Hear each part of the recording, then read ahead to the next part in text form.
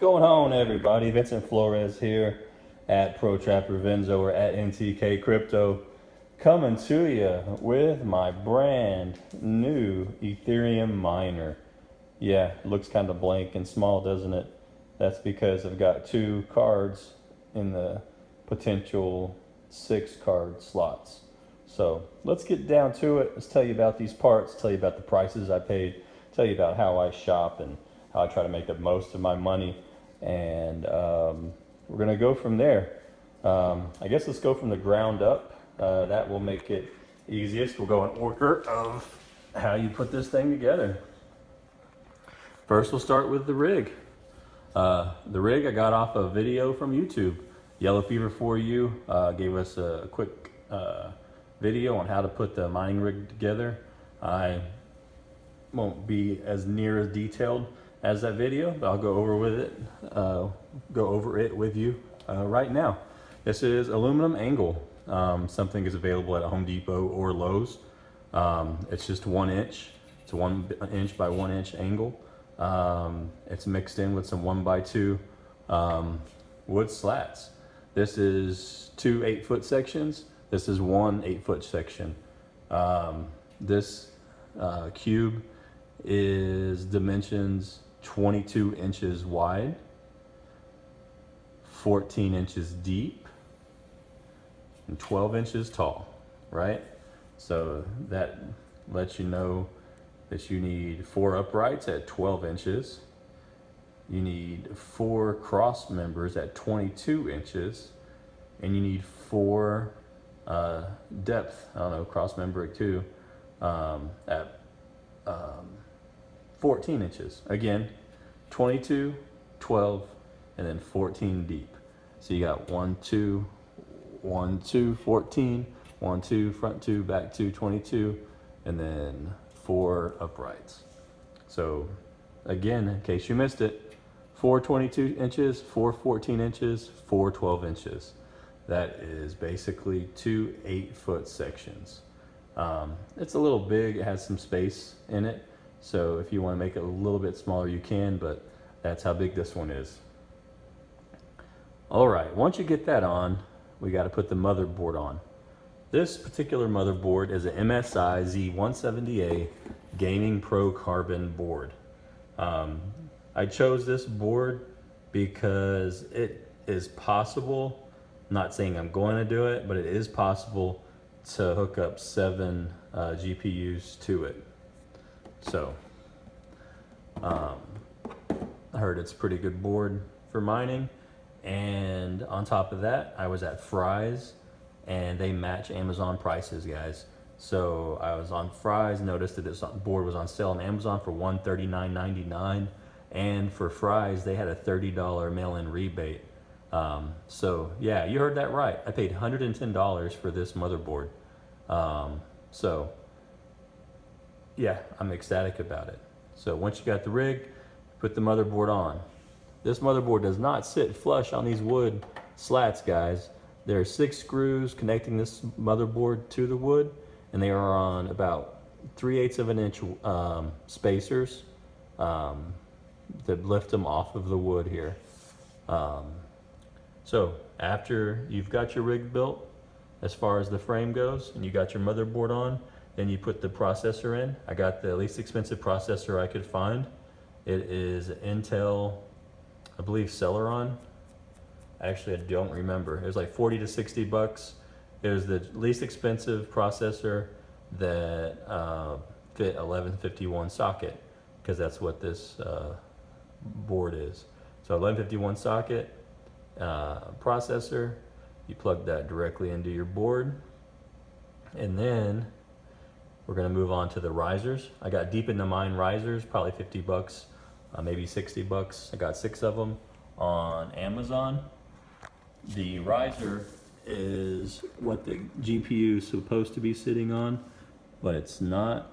But it has this USB powered riser to connect multiple GPUs. That's it right there, guys, underneath the GPU.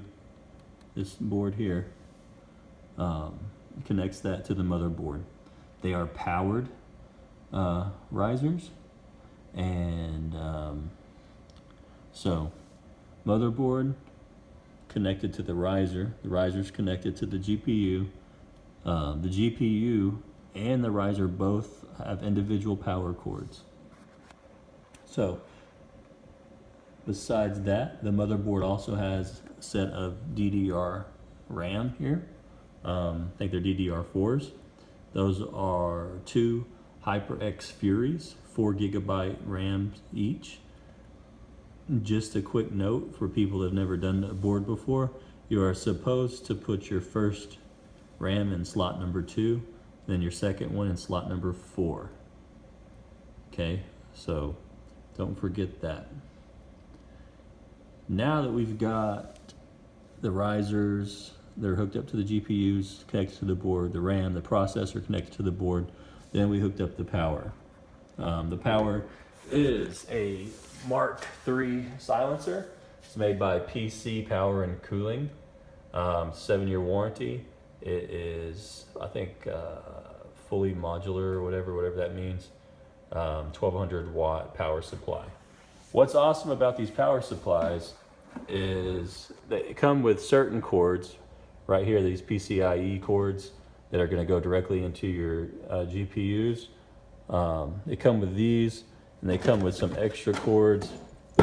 Here's a SATA connection, right? This little ribbon of cords here, I guess it's not a ribbon, but you know what I mean.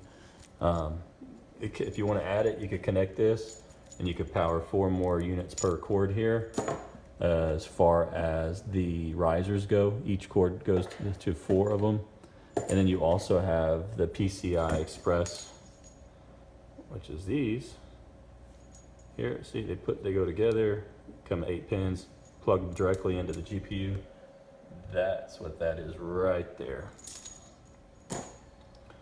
So it seems like it's plug and play. It just about is. But if you've never done it before, there's a lot of little things you could forget or make mistakes on. So I believe, as soon as I saw it, I was like, oh, obviously this multi-wired is the power for the motherboard. There's like 20 or 24 wires, I don't even know. And I plugged that in, just get that everything going. And I realized this cord, the CPU1 cord, I had 2 of them on this power supply. And I'm like, what is going on? And I actually came across it on the motherboard installation guide, because I was getting ahead of myself and I could have very well probably messed this thing up. But that particular cord goes in to power the motherboard as well. So there's 2 power cords that go into the motherboard to power your unit. And then, so I have the motherboard, 2 power cords, the processor, the heatsink for the processor, and the 2 risers connected directly to the motherboard. All right, these risers are connected to 2 Republic of Gamers STRIX RX480 8 GB cards, DDR5 cards. Here they are working. And you notice how close I am to this unit, guys? I'm literally touching the frame, and it is quiet. It's much more quiet than I expected. I was thinking this was gonna be loud and annoying, and I had to hide it somewhere, but that's not the case. Even with 4 more cards, I can't really see this being that much louder. So, the cards themselves, I got at Fry's Electronics. They're $260 cards. I got 2 open box because that's all it had. They had 2 open box cards for $240. Then they also had a $30 mail-in rebate. So each card I paid $210 for. So again, that's $210 for a card, 2 cards, so $210 each, $110 for the motherboard, $50 to $60 for the processor. I don't remember the RAM. I think it was probably $60 as well. The big expensive purchase was the power supply. That was $260, guys. So that's pretty pricey. I could have got a less expensive one, I believe. but I didn't. So I figured I didn't know anything about power supplies really. I wanted an EVGA 1300. They didn't have them at Fry's, and I was in such a hurry to get them. I just purchased this one. And then I planned on taking it back, but then I got anxious again because I did order two EVGA 1600s, one for this and one for the Litecoin miner. And then just like, man, I got this power supply, I'm going with it. Those 1600 watt power supplies don't come in till, I don't know, the 20th or so. So I didn't have any patience, and I opened it up and used it. So no regrets on that. Glad to do it, actually. So this is the rig. It's currently reading 48 megahash on simplemining.net software. That being said, sometimes I've seen it calculated approximate megahash on Dwarf Pool for the mining at like 78 at the max. So I don't know why it changes or fluctuates on that, but 78 is better than 48. So it may not mean anything, or it may. The other thing that I did definitely forget to use on this was a power switch, right? If you have this in a regular traditional case, you push a button, the power comes on. Well, didn't even think about that. Never built a computer before, so, oh well. That being said, did some quick searching, and I found out that this right here, I think it's this label JFP1 here. I don't know if y'all can see it or not, but I found out that the 6 and 8 pin, if you connect them, that powers the unit on. So that's what I did. Took a paper clip, connected 6 and 8, and then boom, turned on, no problem. Absolutely flawless. Oh, I forgot the hard drive. Quick SSD drive, cheap one, cheapest one I could find, 120 gigabytes. So powered the sucker on, and it was flawless.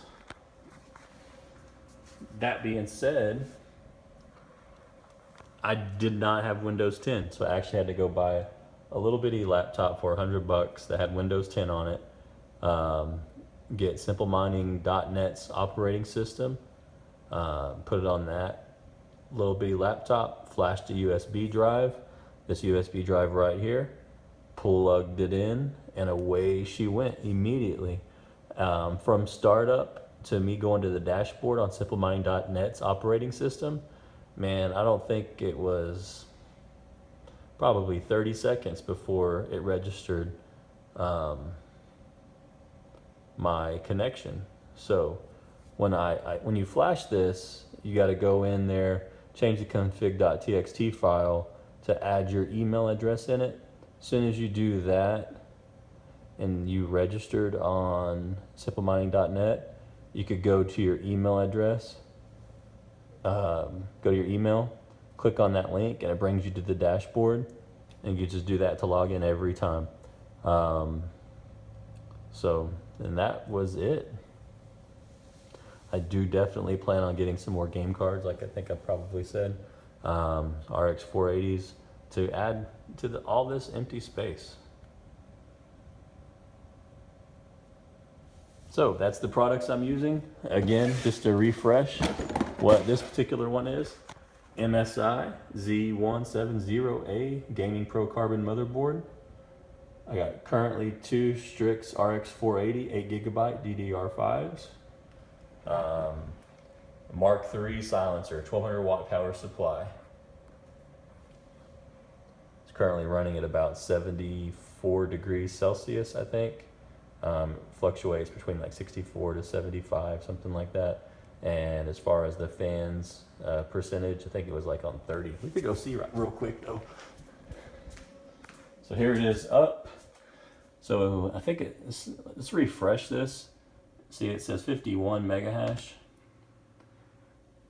Oh, now look at that. See that status? 68.27. I think that's pretty cool. If you look up here, so far it's mined $3, basically $2.95 today. Here's my dashboard. See, it says 48.74. Each card is pulling 24.37, 73 and 74 degrees. Fans are running at 33 and 34%. So there you have it. I don't know if you have any questions, and if you did, I'm not sure I could answer them, but I will surely try. I got this off of simplemining.net. I went over here to the Claymore bitcointalk.org. They had a forum that was linked from the simplemining.net, and I've been reading through this. I've written my own code. I've dual mined on it today. I played around with it. I just decided it might be easier to do the Ethereum only, because when I dual mined, it says it's not supposed to affect your mega hashes, but when I went to Dwarf Pool and looked at it, it dropped it down from that 50 to 75, dropped it down to 30. So figured it's better to have 50 to 75 all in Ethereum rather than 30 in Ethereum and 60 in library coin. So, man, I tried to make this video quick. It's showing 16 minutes here. I hope I enlightened you a little bit on mining, and I'll keep you updated on what we're doing. But I just wanted to go over this. I know last night I was kind of tired, didn't get hardly any information to you. Just said, heck yeah, I've completed it. I'm going to bed. Happy Mother's Day to all the mothers out there. Happy living in the crypto sphere, making that cryptocurrencies, guys. Thanks for learning along with me. Y'all be blessed. We'll talk to you later.